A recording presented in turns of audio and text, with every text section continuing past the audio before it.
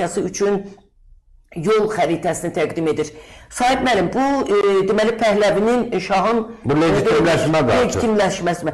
Bu Amerikanın marağındadır. Ayrıca ötən günlərdə Trump dedi ki, biz bu adamı hakimiyyətdə görmürük. Amma eyni zamanda da təcrübə, bax dünyanın əksər ölkələrdən baxaq elə Amerikanın özünə, dərhal İranla eyni vaxtda orada da belə etiraz nümayişləri başlanıldı. Orada da şahın oğlunun posterləri paylaşıldı. Yəni bu adamın... Keçici lazımdır, Lama xanım. Keçici olaraq bu şah lazımdır. Niyə? Yəni gəlməlidir deyirsiniz İrana? Təbii teokratik sistem çökürsə, bayaq dediyim kimi İran dövlətinin iki sütunu var.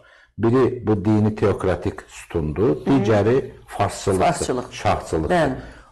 Təsəvvür edin, mollalar bugün olmasa da sabah nəhayət ən azı Xameneyinin təbii ölümü iləsə də öldürülməsə belə.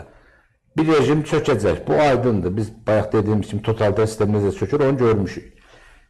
Bu çökürsə, hətta Pezeşkin islahatları başlasa belə onun içini yeniləmə imkanları yoxdur. Çünki tamamən yeni nəslin istəkləri tamamən başqadır. Sistemin tələbləri olması, şəriət, hüququ, yanaşması tamamən başqadır. Ziddiyyət təşkil edir. Ona görə də ideologiyalar və liberalizmin, azadlığın, ideyanın, demokratiyanın, bütün hüquqların yaşaması, ideyaların yaşaması prinsipinin üstünlük tərəfindən ibarətdir.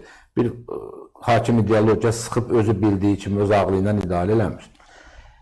Burada təbii ki, İran sistemi, bu teokratik sistem, rejim çökəcək. Bəs bu rejim çökən kimi İranı necə ayaqda tutmaq olar? Nəyin üzərinə inşa olunsun yeni hakimiyyətin legitimliyi? Bizcə qalır şahçılıq, farsçılıq, biraz da burada farsların könlünü almaq var. Çünki əslində bir mənada vilayət sisteminə keçilirsə, federativ sistemə keçilirsə, ki necə İraqda keçildi, Suriyada keçildi, burada da keçiləcək. Azərbaycan vilayəti, Kürt vilayəti, Bəluç vilayəti və s. Amma bir mərkəzdə bir şahın olması bir labüddür. Və bu bizə faydalıdır. Niyə? Burada şah labüd olanda, qaçınılmaz olanda, şərt olanda